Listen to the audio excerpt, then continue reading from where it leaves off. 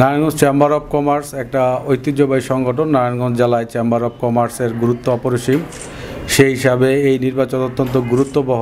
আমি Narayanganj chamber of কমার্সের পরিচালক পদে মনোনয়নপত্র দাখিল করলাম।